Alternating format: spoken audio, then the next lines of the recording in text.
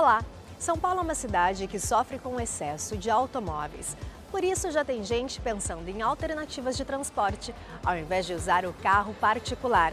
Mas será que isso é viável em uma cidade grande como a capital paulista? Aliás, o que aconteceu com São Paulo para ter tantos problemas com o trânsito?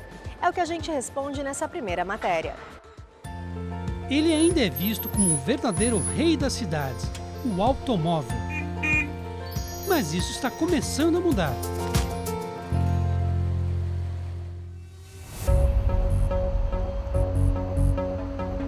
Já tem gente percebendo que o carro não pode continuar sendo o soberano do asfalto e, por isso, busca alternativas de transporte. É apenas um dos sinais de que o modelo de desenvolvimento urbano baseado em carros atende cada vez menos às demandas modernas. Começou a entrar em colapso definitivamente em meados da década de 70 com as duas crises do petróleo e, na sequência, na década de 80, quando o mundo se apercebeu finalmente que nós estávamos destruindo o planeta. Em Carros, animação da Pixar, vemos um mundo habitado por veículos. É só uma fantasia.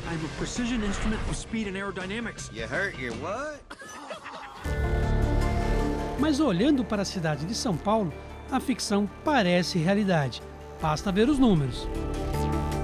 Ela tem mais de 8 milhões de veículos que dominam as ruas, causando engarrafamentos, poluição e irritação.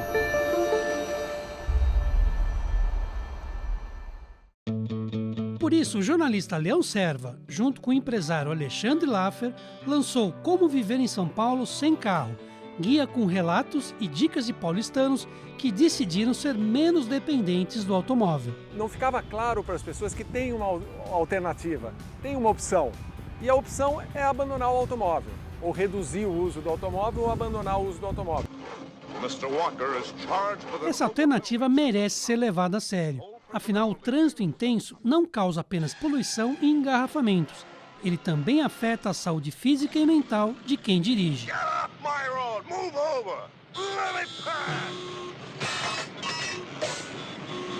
É o estresse por estar preso dentro de uma jaula que não anda, e você preocupado, e a mulher ligando, o emprego, o trabalho, as notícias.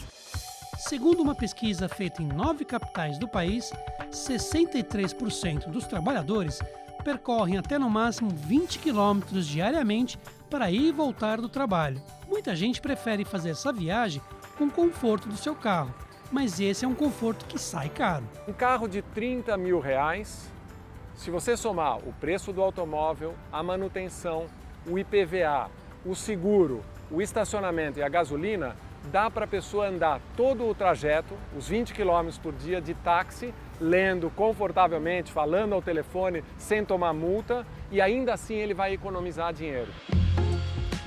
Tem gente que não sabe, mas São Paulo já teve centenas de quilômetros de linhas de bonde, que eram operadas por uma empresa estrangeira. Era um importante meio de transporte urbano.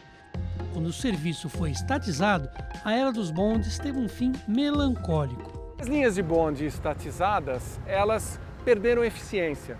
Os bondes ficaram velhos e passaram a ser associados a um transporte desconfortável. E aí nos anos 60 os políticos criaram a convicção de que os bondes atrapalhavam o trânsito dos automóveis e eliminaram os bondes. São Paulo segue assim, experimentando soluções para dar conta do seu desenvolvimento e sem condições de abrigar o volume crescente de carros. São Paulo não foi mal planejada, São Paulo foi rigorosamente planejada para ser como é. O problema é que esse modelo se esgotou. Não se trata de discutir a bicicleta, o ônibus, o metrô. Se trata de discutir primeiro o pedestre, como é a relação do homem com a cidade. O paulistano pode até continuar apaixonado por carros, não há problema algum nisso, mas é preciso entender o óbvio. Quem vive em São Paulo são as pessoas e a prioridade na cidade é delas. Uma cidade só para carros é coisa para ficar apenas nos filmes.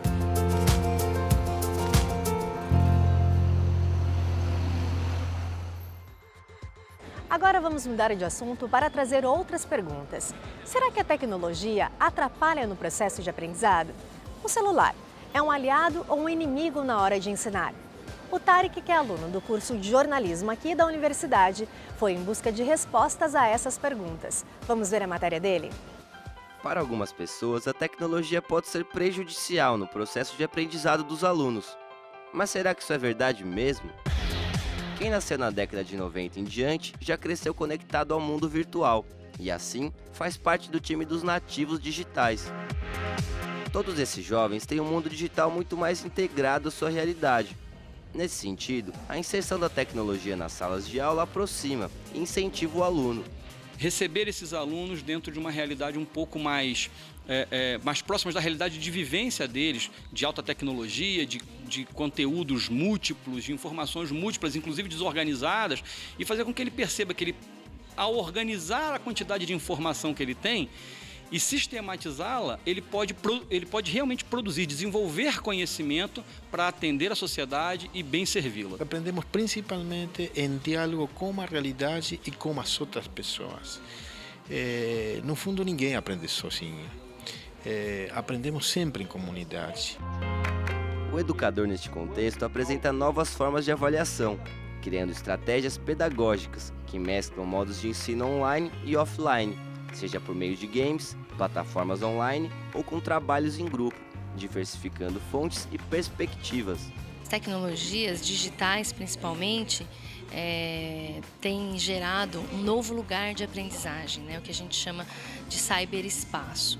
Então, essa comunicação via nuvem, via internet, expande as possibilidades de aprendizagem. Então, seja o professor que precisa se colocar num papel para aprender a se apropriar dessas tecnologias, para ajudar o aluno, que esse nativo digital, ele tem sim toda a expertise do uso da ferramenta, mas muitas vezes ele não tem a questão de como é que o caminho para a construção do conhecimento. Então, esse papel do professor é muito importante. Podemos usar a tecnologia para favorecer o aprendizado? Sim, mas para isso temos que não só transmitir, sino também utilizar a potencialidade dialógica dessas tecnologias.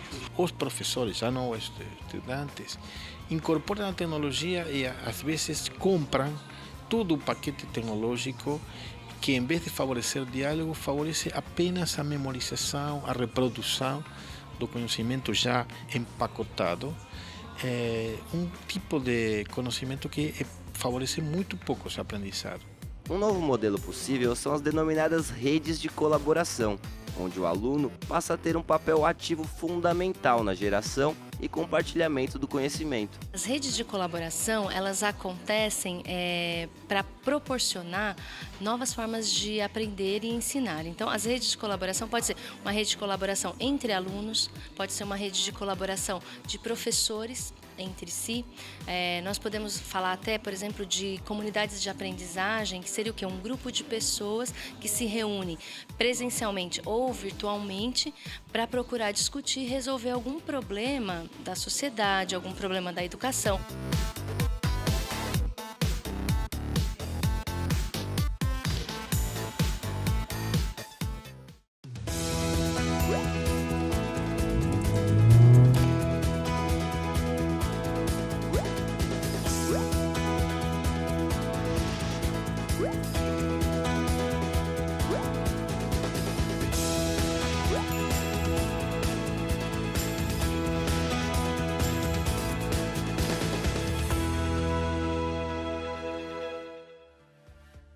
Combater a desigualdade racial é essencial para garantir uma sociedade mais justa.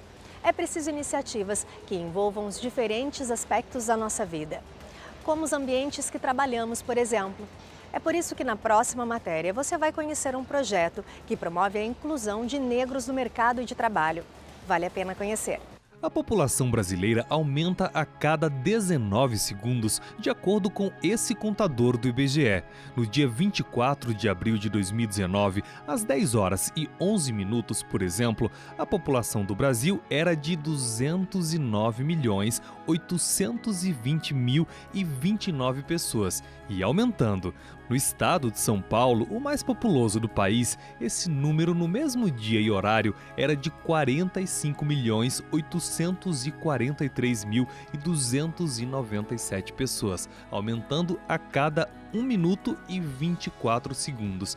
É muita gente, né? Outro levantamento também publicado pelo IBGE mostrou que a distribuição da população brasileira por cor ficou assim: o maior percentual se autodeclarando pardo, 46,8%, 43,6% brancos e 8,6% negros, ou seja, pardos e negros representam mais de 55%. Até aí, os dados refletem a realidade que vemos nas ruas, com bastante diversidade de cor, origem, cultura e muitos outros fatores. Porém, no mundo corporativo há algo que contraria essa lógica. Por exemplo, um levantamento feito pelo Centro de Estudos das Sociedades de Advogados, o CESA, percebeu que o número de pessoas negras era quase inexistente entre os escritórios associados à instituição. Essa pesquisa chegou no resultado de que apenas 2% do quadro desses grandes escritórios que fazem parte do CESA, que são mais ou menos 1.000 no país, tinham no seu quadro negros. A percepção que eu tenho é que os grandes escritórios, os grandes e médios escritórios, eles, tanto recrutadores como recrutandos, eu não me vejo, eu não tenho pessoas parecidas comigo. Alunos afrodescendentes, em regra, têm muita dificuldade para poder fazer estágio. Quando a gente fez a entrevista com eles, a gente descobriu a dificuldade em encontrar estágio, depois a gente sabe que eles acabam tendo dificuldades em encontrar espaço no mercado de trabalho. E foi diante desse cenário que a Universidade Presbiteriana Mackenzie, que possui um dos mais tradicionais cursos de direito do país, se juntou ao CESA para criar o projeto Incluir Direito, que reúne alunos afrodescendentes da instituição. O projeto ele tem como objetivo dar a esses alunos a capacitação para que concorram em condições de igualdade nos processos de estágios dos escritórios que pertencem aos que fazem parte do CESA, e praticamente todos os nossos alunos foram selecionados. Toda a proposta do Incluir Direito, eu acho que é uma proposta que tenta superar e que com certeza conseguirá superar uma série de questões que impedem esse processo de inclusão de forma igualitária no mercado de trabalho. Nesta terceira edição, o projeto conta com a participação de 19 alunos do curso de Direito do campus Higienópolis, na capital paulista, e de Campinas, interior do estado. Durante o ano de 2019, eles receberão aulas de aprimoramento técnico, atividades extracurriculares, entre outras disciplinas. Depois de 2 turmas formadas e com uma inserção de praticamente 100% dos nossos alunos nesses escritórios, na condição de estagiários, a gente pode dizer que é um projeto de sucesso, ou seja, a gente atingiu os objetivos. Você cresce, não só pessoalmente, mas também você cresce academicamente, você lê mais, você descobre autores negros, você descobre pessoas que só na sua vida acadêmica você não descobre. Eu pesquisei o projeto e eu vi as possibilidades que ele poderia me trazer, que são muitas, a possibilidade de me igualar aos demais, porque não tem a mesma oportunidade, não pode concorrer com um aluno que fez 10 anos inglês, que já fez intercâmbio e tem 3 línguas, idiomas e cursos e sabe se portar. A gente não tem essa possibilidade e o projeto justamente visa trazer isso, né? Visa capacitar e é muito interessante. Todos nascem com caminhos a serem percorridos, inúmeros, infinitos. E os tombos são inevitáveis, fazem parte do aprendizado. Cabe a nós mostrar que não é preciso ser o melhor. Para crescer, o importante é ser hoje um pouco melhor do que ontem, sucessivamente, e seguir com estas verdades. Não há limites para o desenvolvimento humano. As barreiras são quebradas com conhecimento, esforço e determinação. E estaremos sempre ao seu lado, ensinando, cuidando e aprendendo. Mackenzie, desde 1870, presente no que é essencial. Ok, o Mackenzie Movimento está terminando. Hoje nós mostramos matérias com diferentes assuntos para você, não é mesmo? Aqui vai ser sempre assim, muita informação e conhecimento. Até mais!